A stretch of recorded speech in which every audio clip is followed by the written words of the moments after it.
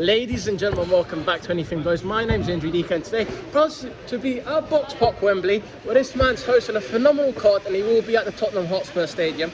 But he's the first man to put a smile on my face and get me back to doing what I love. So I've got to thank you for that, Benn. Shalom, how you doing? I'm very well. How are you, mate? I'm great. You know, I was saying it to you off camera. Maybe one day, if I go on Misfits, or maybe if I go to the amateur scene, mix a bit of Benn and Florian Markin, and you got me inside. But talk about it there.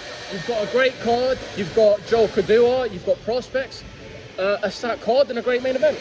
Yeah, look, we had two big fights that fell out late, so that made it tricky. And Callum Simpson and Scott Forrest, who had great knockout wins 3 weeks ago, have gone straight into big fights. Jamie TKB's in a very tough fight against Michael Webster. And Lucas Rohrig opens the TV card, who's a phenomenal cruiserweight with George Groves coming through. But for me, it's all about the main event. Adam team stepping up to world level against Sergey Litmax. And he gets to show the world what he's made of. So now let's go on to another card, Tottenham Hotspur Stadium. Chris Eubank Jr. Conor Benn finally got it done, and I don't want to be disrespectful or try to put anything out there, but you're the only one on the table who didn't slag off that day a few months ago. Yeah, look, he's got history, but Chris is his own man, and he'll say what he wants.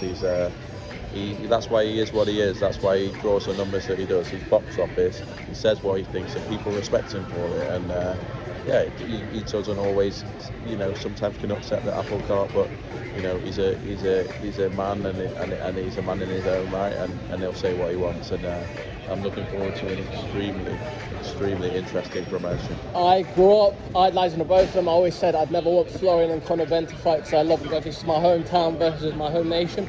But I mean, these two are outside Wembley. Talk about it there. Chris Eubank Jr., Conor Benn. I always said one day I want a stadium in Ilford to be built for it. But you got the Tottenham Hotspur Stadium. Do you see this as they're reigniting the 2022 cancellation? Do you see this they're carrying on as their father, or they're both their own people? I think now it's less about the fathers. I think the first time it definitely was.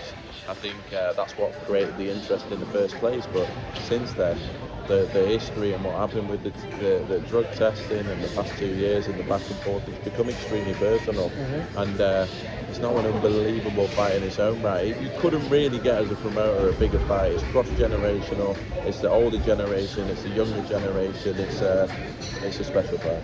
I love that. And talk about the undercard, obviously Vidal and Shervin, Lyndon and Anthony, and you've got great cards coming up and great bouts. Yeah, look, February the 1st is a massive night for Adam. March the 7th is the all-women's night at the Royal Albert Hall, which is topped by an unbelievable main event. Then, as you said, the small matter of Eubank Benn. How do you see that fight going? I think Eubank's going to win within 6 rounds. The undercard's unbelievable as well. Vidal Riley's in a really great fight against Jeff Clark. Could we get a big title for Anthony Yard Lyndon, or possibly a world title? I hope so. Some sort of eliminator. Great to see Anthony Yard back, who for me brings something very special to that division. And what do you make of his stablemate job? Look, he's a great fighter, but he's getting experience now on the big shows, and he's got a great trainer in Tunde behind him. He's actually got a really tough test against Lloyd. Yeah. It's going to be interesting to see. I think we're going to know a lot tomorrow night. And I was at his last fight, Lloyd, 2-time champion, coming off 2 losses, but to Conor Walker and Elliot Well, who are elite welterweights. So just before I let you go, just before I let you go, the women's night, talk about this, because I said it, and I grew up with 2 sisters. I know it means they got me into the sport, but what does it mean to say that you see little girls here, you see little girls everywhere, but when that night, and majority is going to be flooded by women, and it's like going to a Dean Lewis concert, which I went to, the male toilets are empty, but the female toilets are packed. What do you think? Listen, it's important for the sport. I think, never mind women's boxing, what about boxing? And when you've got women's sport and women's boxing doing that well, it's healthy for the whole sport. We should be very proud in this country that women's boxing is so big, and for us it's a showcase of the talent that's come through. It's been a phenomenal few years for women's boxing, but this night on March the 7th will be something very special. And just a little bit like the construction. And penultimate question before I let you go, can we talk a little bit about Florian Markin? And what you're allowed to say on it? Yeah, look, it's a historic thing. I believe. I'm not too close to it. I'm always trying to get information from his manager, but all I do is hope that he's back soon. He's been a great entertainer in Britain, and he's a good friend as well. And could we get him rematch in Congo or further down the line? Or I'd like to see that rematch. definitely. I'd like to see it too. Just want to let you go, message your fans and supporters and everyone tune in tomorrow night. Thank you very much. Big show tomorrow.